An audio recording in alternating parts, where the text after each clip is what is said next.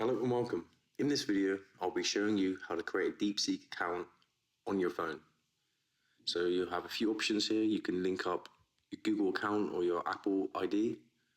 I'm going to click sign up here.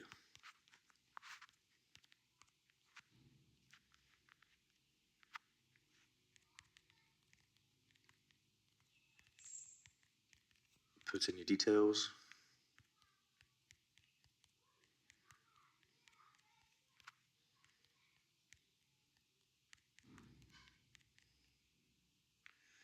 Once you have your email address in, press send code.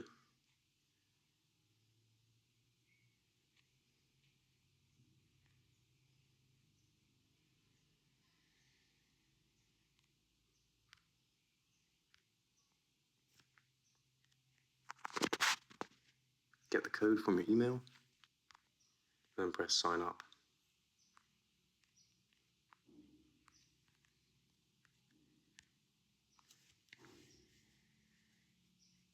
And there you go, that is how you sign up.